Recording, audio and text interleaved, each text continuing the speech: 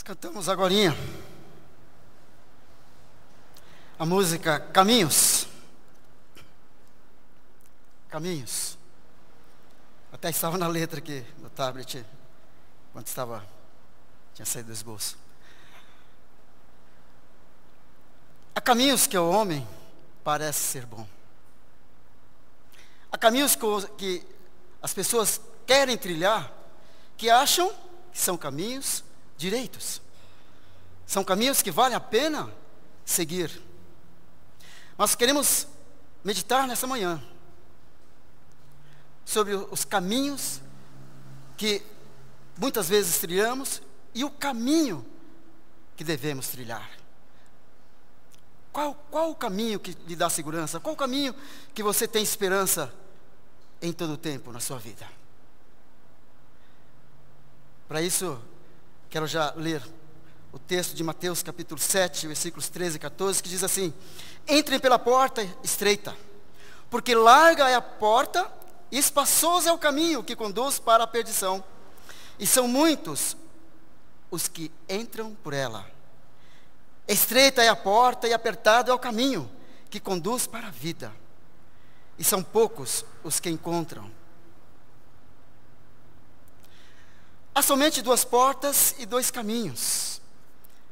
Pela porta larga entram muitas pessoas.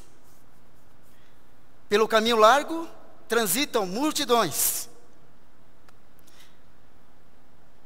O caminho largo é a estrada da liberdade sem limites. O mundo oferece prazeres, diversões, riquezas, sucesso, fama e muito mais. Nesse ambiente de tudo pode-se fazer o que quiser, não importa. O caminho é largo mesmo, mas as consequências são inevitáveis e são desastrosas. Nesse ambiente é onde todo mundo quer levar vantagem em tudo. É o politicamente correto para si. Para si. Nessa jornada de prazeres imediatos, nada é sonegado ao homem, nada é sonegado a você, nada. Porém, esse caminho congestionado conduz à perdição, saiba disso. Esse caminho do tudo pode, esse caminho largo, conduz à perdição. Não tem outra palavra, não tem outra coisa a dizer aqui. Não tem outra, o Evangelho, ele é enfático, Jesus é enfático no que diz. O caminho é largo, você quer ir por ele? A porta é larga, quer ir por ele?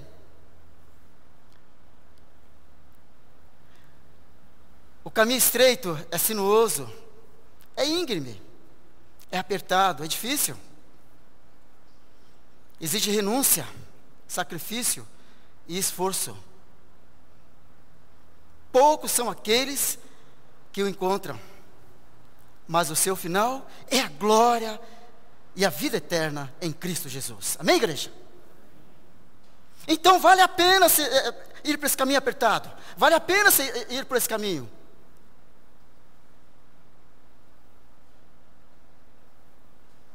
O caminho estreito é o caminho de fé, é o caminho onde você está apertado, as coisas parecem que não vai, aí você dobra o seu joelho e clama a Deus e você consegue obter as vitórias. Esse é o caminho estreito. É o caminho que você não desiste facilmente.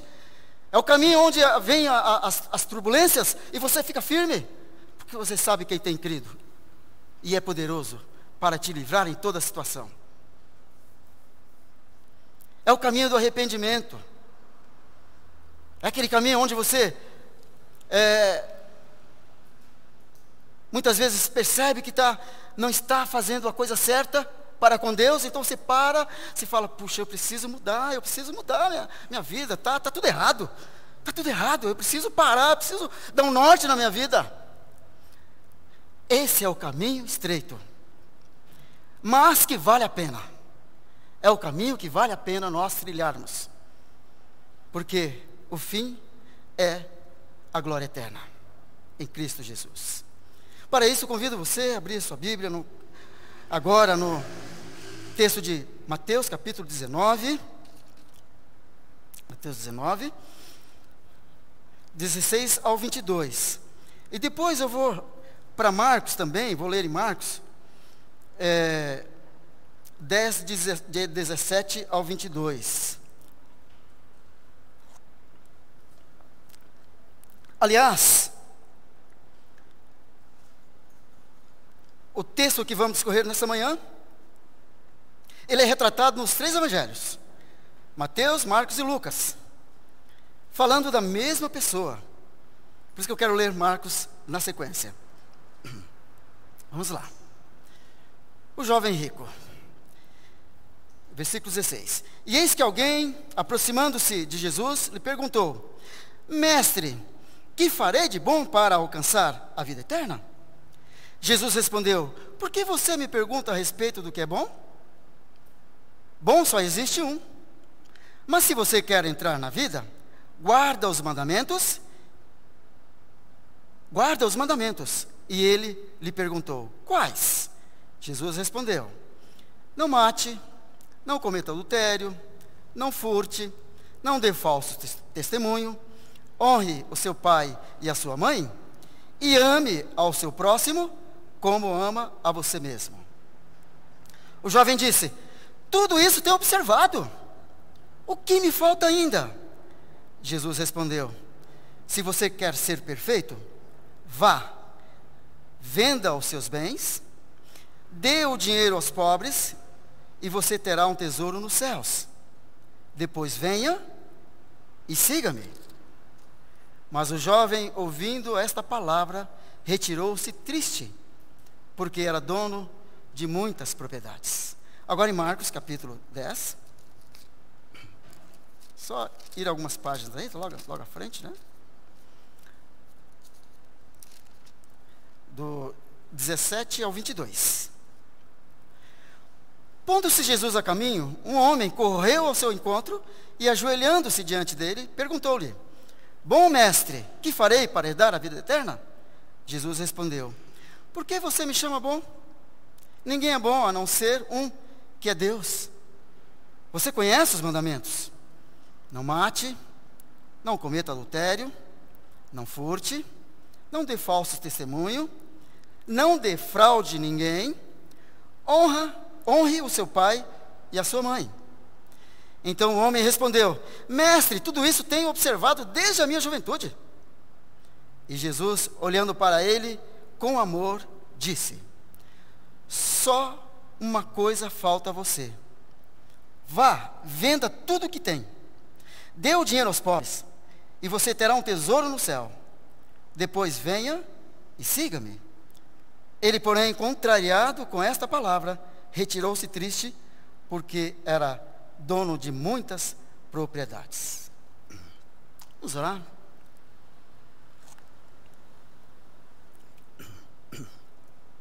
Senhor, está diante de nós a Tua palavra.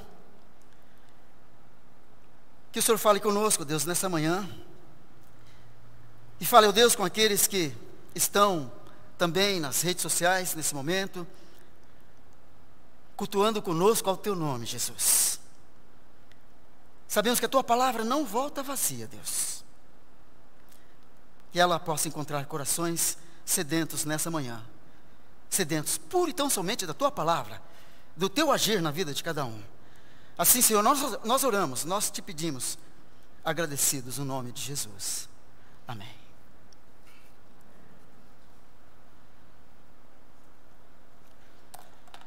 Após o Senhor Jesus passar pela região da Galileia, foi para o território da Judéia, logo após o Rio Jordão. E, como sempre, uma grande multidão o seguia. Depois de falar sobre casamento, divórcio, e ainda abençoar as crianças, pegou as crianças e abençoou aquelas crianças que traziam até Jesus, Jesus então passa a falar sobre o perigo das riquezas. Perigo das riquezas.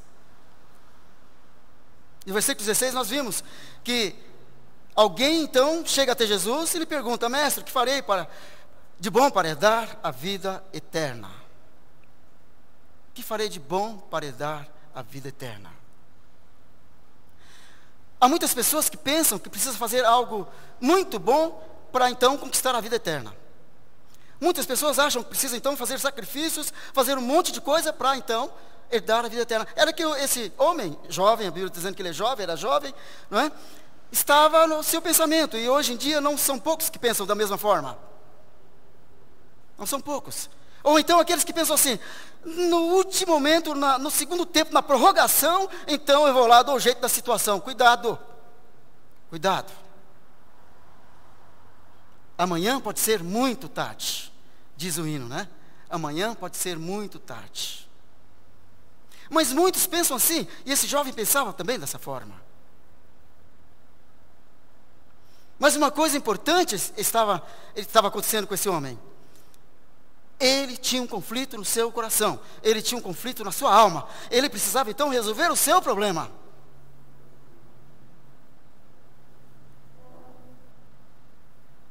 Então ele procura Jesus. Ele procura Jesus. E eu quero ressaltar aqui já, de antemão, que a resposta do Senhor Jesus, no versículo 17, acompanha comigo aí, né? Quando Jesus disse, né? Jesus respondeu, por que você me pergunta a respeito do que é bom? Bom, existe só um. Mas, se você quer entrar na vida, guarde os mandamentos. Eu quero ressaltar que Jesus aqui não está negando a sua divindade. E se mostrando para aquele homem que, à exceção de Deus, todos nós somos pecadores. Porque todos os pecados destituídos estão da glória de Deus. Apenas isso. Apenas isso. Quero deixar bem claro aqui. Porque ele estava falando com o próprio Deus. Só que no primeiro momento ele achava que Jesus era só um rabino, um grande mestre. No primeiro momento. Por isso então Jesus já responde isso para ele. Já vai nesse diálogo com o mestre ali. Qual foi a motivação então do jovem de procurar a Jesus, ao procurar a Jesus? Esse homem que procurou Jesus teve uma atitude correta. Procurou a pessoa certa. Procurou aquele que pode resolver todos os nossos problemas. Procurou aquele que pode, em todo tempo, resolver toda e qualquer situação. Principalmente, nos levar para o céu. Principalmente, nos dar a vida. Principalmente, fazer com que sejamos pessoas separadas por Ele. Principalmente. E quando nós chegamos a Ele, é claro. Claro. Esse jovem possuía tudo o que os seus recursos lhe proporcionavam. Pois a Bíblia está dizendo que ele era riquíssimo. Possuía muitas propriedades. Certamente uma pessoa brilhante. Um excelente administrador e bem-sucedido na vida. Eu imagino esse jovem, se ele estivesse vivendo hoje, seria aquele administrador das empresas que fazem coach, né? Hoje está bem na moda isso, né? Coach, né? Então seria mais ou menos essa linha, né? Esse homem aqui, jovem ainda, né? Então era notável no meio em que vivia. E Lucas registra no capítulo 18, versículo 18, que ele era um homem de posição. Possuía elevado status na sociedade. Embora jovem, era rico, famoso e influente. Tinha boa reputação e grande prestígio.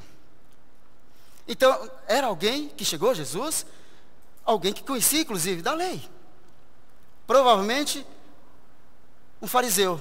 Porque os fariseus, eles sempre queriam encostar Jesus na parede, lembra disso? Sempre eles quiseram, né, pegar Jesus, né?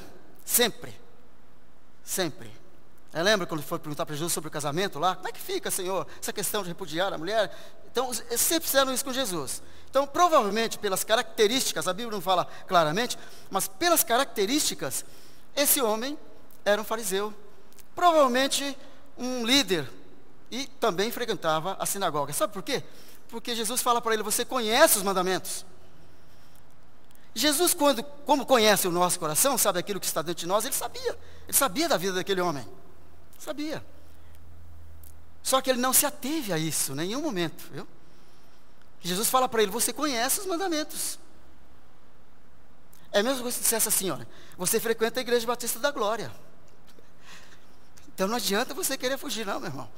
Adianta, você frequenta lá a igreja Batista da Glória. É a mesma coisa que Jesus dissesse. E disse para aquele homem.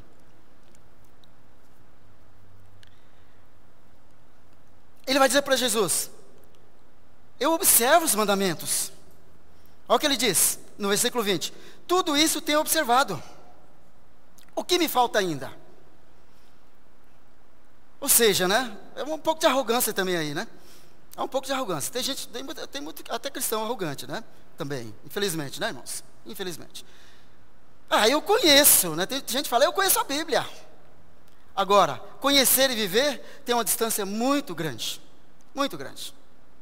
Conhecer o Deus que criou o céu e a terra, nós conhecemos. Agora, se relacionar com Ele, viver com Ele, ser apaixonado por Ele, porque Ele deu a sua vida por mim e por você, há uma distância muito grande. Realmente o caminho é estreito. São poucos que seguem esse caminho. Infelizmente, né, meus amados? Na sua concepção, ele era um modelo a ser seguido, pois sua reputação perante a sociedade era ilesa. Achava-se qualificado apenas observando o mandamento da lei de Deus. Apenas observar. Até quero parar um pouquinho aqui. Às vezes você vai na casa de algumas pessoas, você encontra a Bíblia aberta lá, né? Muito bom, muito bom, muito bom. Agora, se ela ficar aberta e não vir para o coração, não adianta nada, não é mesmo? Que ela esteja aberta, mas que você esteja lendo-a dia em dia. Aliás, o plano de leitura está aí, né? Está aí, plano de leitura. Então, na sua concepção, ele era um modelo a ser seguido. Eu sou bonzinho, eu faço tudo direitinho, cumpro a cartilha. Então, mestre, o que me falta ainda, Senhor? O que está acontecendo comigo então? Eu sou o cara. Pago meus impostos. Sou rico. Imagina o diálogo dele ali com Jesus. E imagina Jesus já ali nesse diálogo com ele, respondendo para ele, porque Jesus conhecia a vida daquele homem. E conhece a nossa também, amém? Não adianta escondermos. Não adianta esconder, o Senhor conhece a nossa vida. Um jovem bem-sucedido, ele era rico, mas tudo que possuía, propriedades, dinheiro, reputação, não preenchiam o vazio da sua alma. Tudo que possuía, não preenchiam o vazio da sua alma.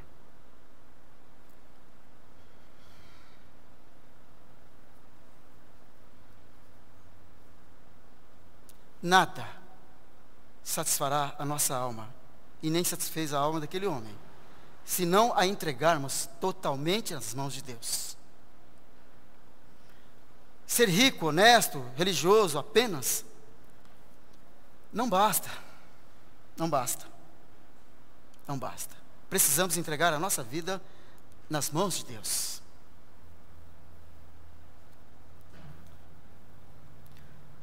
O perigo do apego aos prazeres transitórios desta vida. A pergunta daquele homem foi enfática: mestre, que farei eu de bom? Estou lendo na versão Almeida, revista atualizada, tá? Porque ela tem mais uns detalhezinhos, eu fiz questão de colocar, eu até coloquei lá, né? Ele vai dizer o eu, que era... Marcos e Lucas não falam, mas aqui ele fala, né? Aliás, nessa tradução, né? Melhor dizendo, mestre, que farei eu de bom? Ele é bem enfático, né? Que farei eu de bom para alcançar a vida eterna?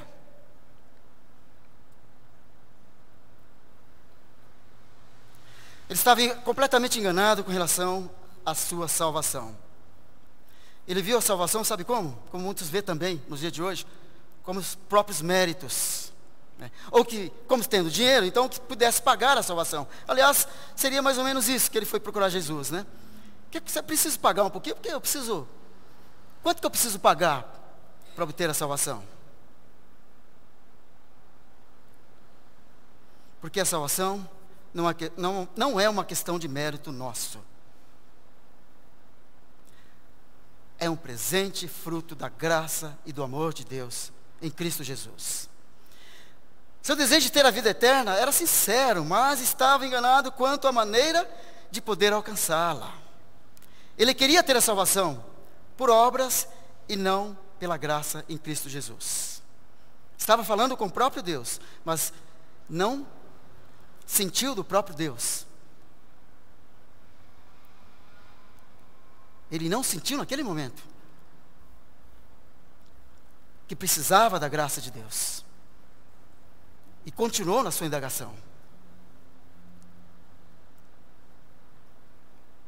Efésios 2, 8, 9 vai dizer: porque pela graça, vamos dizer, porque pela graça vocês são salvos, mediante a fé. E isso não vem de vocês, é dom de Deus, não de obras, para que ninguém se glorie. Não vem das obras. Não vem das obras. Ele estava enganado a respeito de si mesmo. Ele pensou que suas virtudes externas podiam agradar a Deus. Olha que interessante, né? Interessante, né? Às vezes tem muita gente pensando assim, né? Se eu ser aquela pessoa que apenas cumpro as minhas obrigações, meu trabalho, cuido da minha família, então estou agradando a Deus, puro e tão somente. Ele pensava assim também. Ele pensava assim. Ele pensou que suas virtudes que possuíam, aliás, fruto da graça de Deus, né? As pessoas são ingratas porque muitas vezes pede a Deus, né? Pede a Deus, Deus abençoa, depois vira as costas para Deus. Quantas pessoas até você conhece? Em Isaías 64:6, lemos: todos nós somos como imundo, e todas nossas justiças como trapo da imundícia. É isso. E ele achando que era alguma coisa. Ao ponto de querer, então, negociar a salvação. Negociar a salvação. Não tem negócio com a salvação. Ou você aceita, ou você não aceita. Ou você vai para o céu, ou você vai para o inferno. São dois caminhos. Dois caminhos, não tem como te falar diferente, né? Não tem como falar, não, você fica levando sua vidinha aí. Quem sabe lá, um tempo, sei lá quando, você então vem servir Jesus. É hoje. O dia que se chama hoje. Você precisa entregar a sua vida para Jesus. Ontem eu estava passando por Cotia e vi um alvoroço, né? Bombeiro, carro de polícia e tal. Aí o carro parado, né? Aquele tumulto ali. Depois eu perguntei o que aconteceu. Uma motorista, né? Subiu em cima do motoqueiro, né? Literalmente, e o motoqueiro estava debaixo do carro. Aí levantaram o carro e tiraram ele de lá. Ainda bem que não morreu. Mas é num piscar de olhos. É num piscar de olhos. Precisamos estar preparados, pois não sabemos a hora. E isso eu imaginei também aquelas pessoas que estavam ali em Brumadinho, né? Brumadinho, tinha pessoas em clubes, em suas casas, de repente aquela montanha veio abaixo. Piscar de olhos, não dá tempo. Então o dia que se chama hoje. Precisamos entregar a nossa vida a Cristo Jesus. O jovem pensou que guardava a lei, mas havia quebrado um dos dois principais mandamentos da lei de Deus: amar a Deus e ao próximo.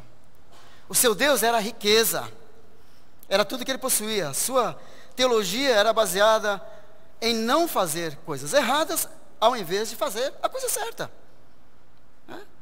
Tem muita gente aí, nessa mesma teologia aqui, né? Eu não faço nada errado, então eu vou levando a minha vida, a minha vidinha, eu vou levando a minha vidinha aqui, sossegadinho, né? Sossegadinho, lá no pesqueiro todo final de semana, né? Pegando meu peixinho lá, né? Que é isso? Esse negócio de entregar a vida para Jesus, que é isso? Depois eu penso nessa situação aí, depois quem sabe um dia, sei lá. Mas precisamos amar a Deus sobre todas as coisas. precisamos. Saiba disso. E amar a Deus implica em atitude. Amar a Deus não é só de palavras. Se Jesus tivesse falado assim, ó, eu amo vocês, mas olha, eu não sei se vou resgatar vocês, não, hein? Pobrezinho de nós, né? Pobrezinho de nós, né? Hoje, né? Mas Ele amou a nós de tal maneira, de maneira imensurável. E o primeiro mandamento, lá na lei de Deus, o que é? Amar a Deus sobre todas as coisas. Aí Jesus vem para Mateus, lá em Mateus 22, 26 a 40, vai dizer, 39 a 40, vai dizer, ame ao seu próximo como a si mesmo. E lá em Mateus vai dizer, olha, disso depende de toda a lei e os mandamentos. E os profetas. Toda a lei e os profetas. Então ele já tinha quebrado o mandamento, que era amar a Deus sobre todas as coisas e não as coisas. Porque tem gente que ama as coisas e não a Deus. Não é isso? Tem gente que Deus dá tudo e fica lá, né? Coloca lá um altarzinho, né, no seu coração, lógico.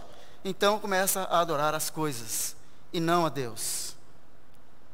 Nós devemos usar as coisas ao nosso favor e não o contrário.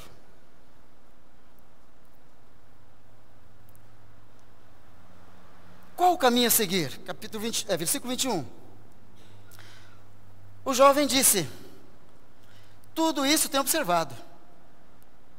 O que me falta ainda? O que me falta ainda? Jesus mostra o caminho para a vida eterna àquele homem. Jesus respondeu, se você quer ser perfeito, vá, venda os seus bens, dê o dinheiro aos pobres e você terá um tesouro nos céus.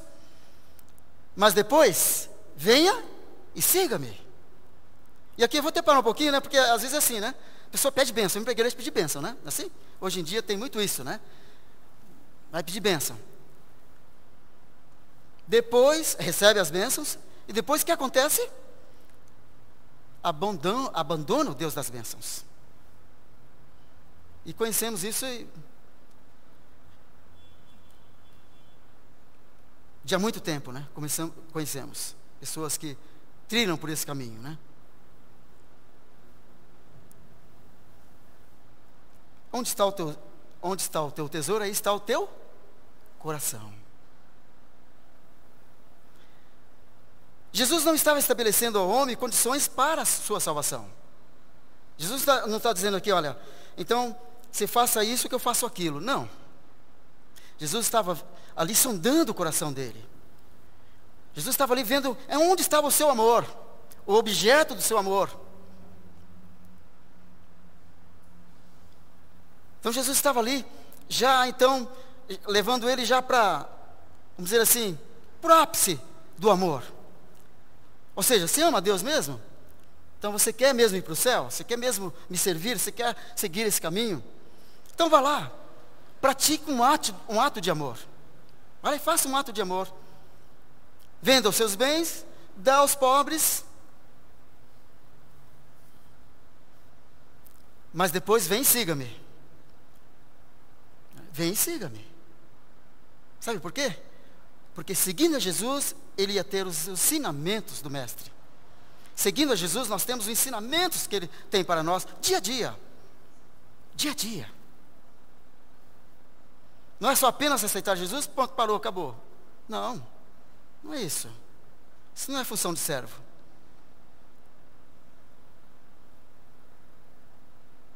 Ele sondava, então, o sentimento do coração daquele homem. E depois de confrontá-lo acerca da decisão que ele precisava tomar, Jesus o desafia com uma série de 5 imperativos, que eu até grifei. Eu gostaria até que vocês atentassem para esses 5 imperativos. Vá, venda, dê,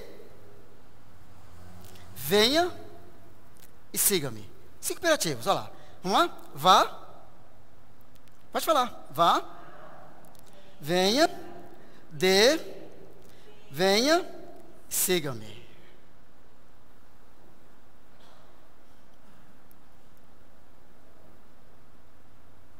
O que lhe faltava?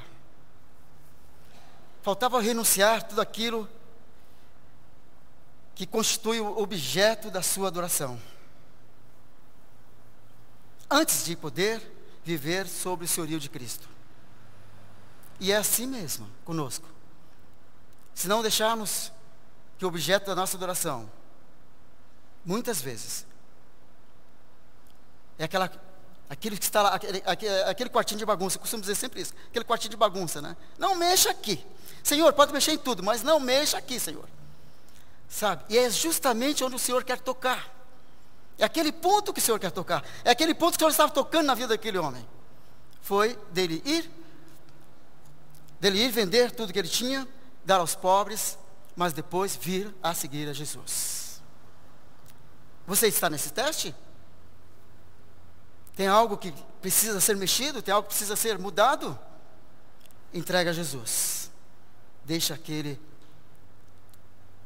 faça o melhor na sua vida. Tinha tudo para ser feliz.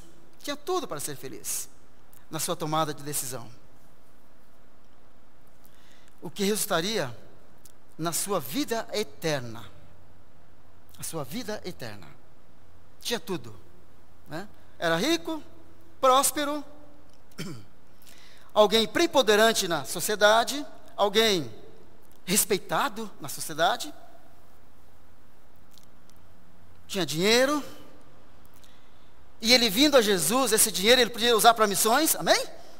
Poderia, amém, igreja? Poderia, quem tem dinheiro, aliás, Jesus não está aqui condenando riqueza, não. A gente pode dizer, mas Jesus está condenando a riqueza? Não. Jesus está condenando, está pegando pesado mesmo, quando nós colocamos, então, o nosso amor naquilo que possuímos. Aquilo que possuímos. Então, o meu amor é aquilo lá que eu possuo. Não toque nem me rele, né? Toque nem me rele. Aliás, quanto mais pessoas prósperas no reino de Deus, mais próspero será o reino de Deus. Quando nós colocamos tudo no seu reino, né? Quando nós colocamos tudo que Ele tem nos dado como bênçãos a serviço dEle. Então, era exatamente isso que Jesus estava, então, provando esse moço. Então, ele tinha tudo para ser feliz na sua tomada de decisão. O que resultaria, então, a vida eterna para ele. Tendo, porém, mas olha o que acontece.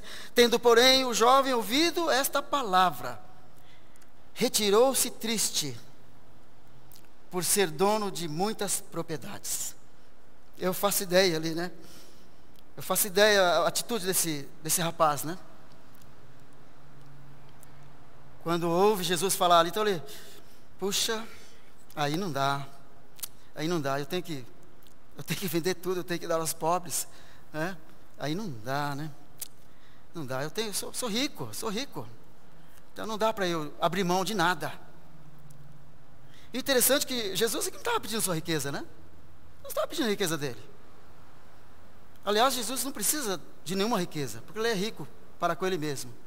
Ele é o dono do ouro e da prata. Mas Ele quer fazer de cada um de nós prósperos para o seu reino. Prósperos para o seu reino. Então ele saiu triste, porque era dono de muitas propriedades. Ou seja, não ia ter tempo para Jesus. Simples assim, né? Simples assim. Não ia ter tempo para Jesus. Se eu aceitar Jesus, então eu não vou poder curtir as coisas que eu tenho. Eu não vou poder curtir meu final de semana. Ir na igreja? Que é isso? Ir na igreja? Tá louco? Você está maluco? Você está maluco, Jesus? Não vou para a igreja coisa nenhuma. Eu vou curtir minha vida, minha riqueza. Bem melhor. A gente vê esse homem aqui, mas muito acontece nos nossos dias. Principalmente aqueles que Deus abençoou de forma maravilhosa. Então, compra sua casa na praia, no campo, Então agora o objeto do seu amor é a casa na praia, a casa no campo. Por isso que a raposa está aí, ó. Você não consegue nem andar às vezes, domingo, né? Travada, ela deveria ser raposa travada, né? Porque eu preciso curtir a minha vida. O que é isso, pastor? Eu preciso curtir a minha vida. A minha vida é melhor. O que eu preciso fazer no meu dia a dia aqui é bem melhor. Preciso ir para Orlando, curtir. Preciso ir lá para Cancún, né? Para as lindas, né? Também gostaria de ir para as bonitas, né? Cancún, né? Aí vem a pandemia. Você não vai para Cancún, não vai para lugar nenhum. Tem jeito, nós estamos nas mãos de Deus. As pessoas acham que, pelo que tem, então, estão ilesas, estão então livres desta vida, mas não estamos. Vivemos num contexto social. E onde Deus não perdeu o controle, viu? Onde Deus não perdeu o controle.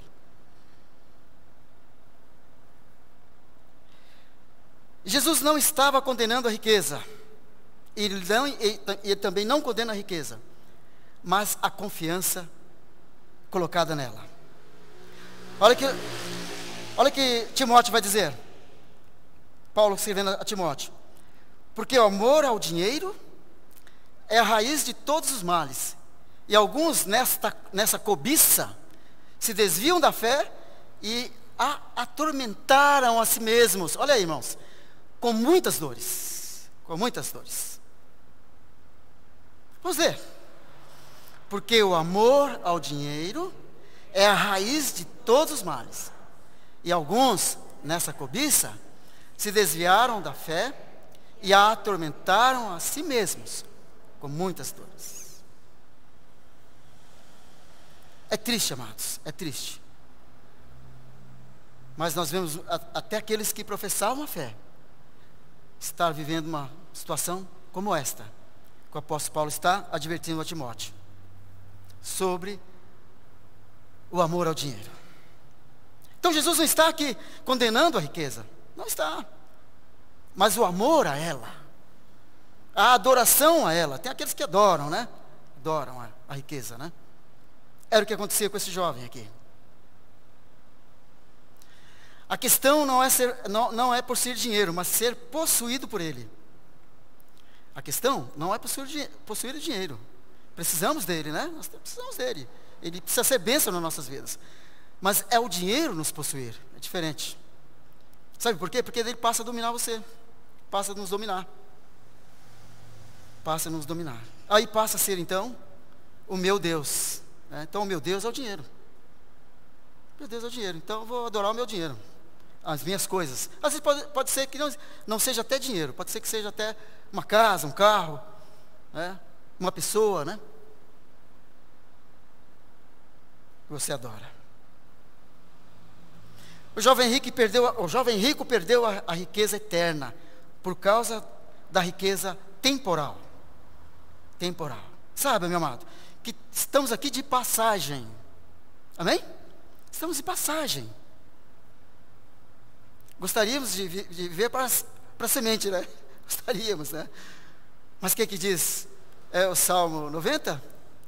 Que por mais vigor que tenhamos, não passamos dos 70, né? 90, né?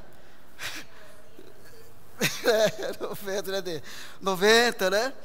Depende do nosso vigor físico, passando por pandemia, né? Resistindo pandemia, né? A gente chega lá, né, amados?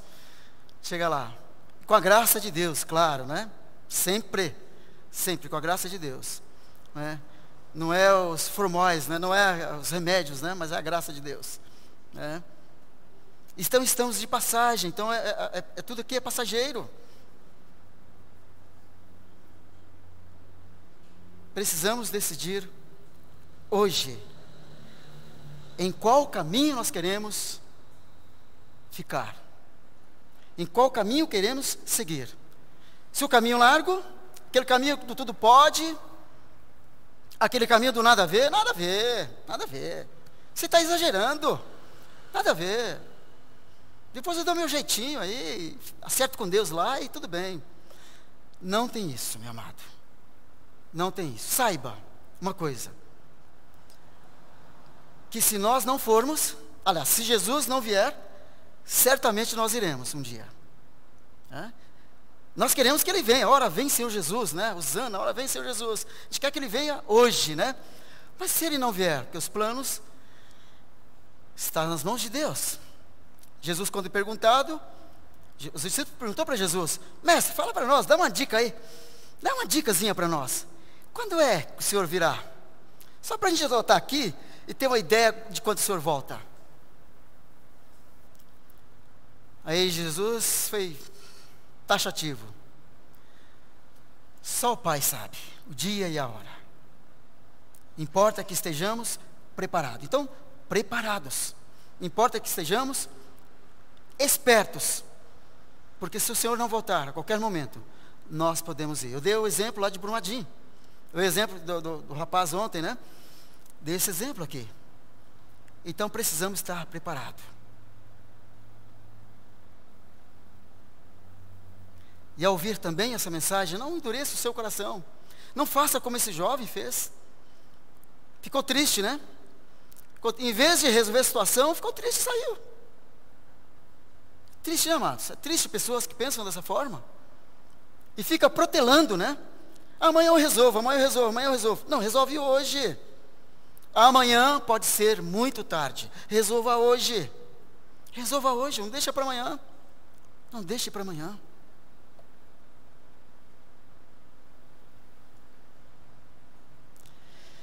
O jovem rico que teve o testemunho, teve o encontro com Jesus, estava apegado às coisas que ele possuía. Porque o seu objeto de amor era o dinheiro e as suas propriedades. Aquilo era amarras na vida daquele homem. Aquilo prendia aquele homem, de tal forma que ele preferiu ficar com aquilo que ele tinha do que a vida eterna. Eu quero fazer uma pergunta a você para concluirmos. Quais as amarras que te impedem de se voltar para Deus? Quais têm sido as amarras que está te prendendo? E você então não se lança nos braços de Jesus. Não, Senhor, deixa eu resolver o probleminha lá com meu marido, ou vice-versa, né? Depois eu venho seguir ao Senhor. Não, meu amado. Sirva ao Senhor, Ele vai resolver todos os seus problemas. Coloque-se nas mãos de Deus. Não fica protelando, não fica deixando para amanhã, para amanhã, para amanhã, para amanhã. Quais as amarras que te prendem? Desapega. Desapega. Muitas vezes precisamos desapegar de algumas coisas, né? Há coisas que a gente fica ali, né? É igual aquelas coisas que chega no final do ano, você quer fazer uma limpa, né? Não é assim? Final do ano, você quer limpar, eu vou começar o ano zerado, né? Aí você pega lá, vai no seu guarda-roupa, isso eu não quero, isso aqui não quero, isso aqui eu vou dar isso aqui, vou dar isso aqui. Que bom. Começar vida nova. Vida nova. Venha, ano novo, venha. Vida nova. Tem que ser assim com relação a Deus. Então aquilo que você está prendendo você em se lançar nos braços de Jesus, então jogue fora, meu amado. Jogue fora. Desapega. Eu achava muito interessante essa propaganda, né? Desapega, né? Que às vezes a pessoa ficava ali com aquele negócio ali incômodo, né? Na casa dele, né? E, não vou ver isso não. É tantos anos. Minha avó que deu, né? Minha avó que deu. Não, fica meu anjinho aqui, meu objeto de adoração. Fica aqui, né? Então eu vi aquela propaganda, achei interessante. Desapega. E às vezes é só um trambolho que está ali te atrapalhando, né?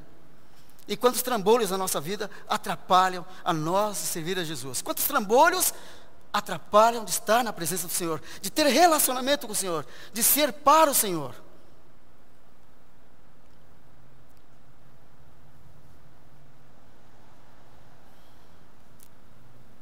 E por último,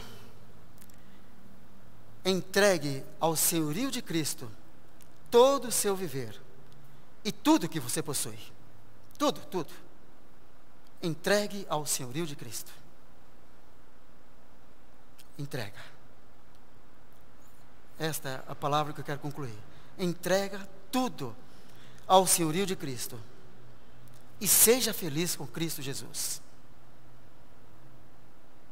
Seja feliz. Porque o que Ele tem preparado para nós é a vida eterna. O que aquele homem rejeitou, que você não rejeite no dia de hoje. Que você não ouça aquela palavra no juízo final. Apartai-vos de mim, maldito, para o fogo eterno, preparado para o diabo e os seus anjos.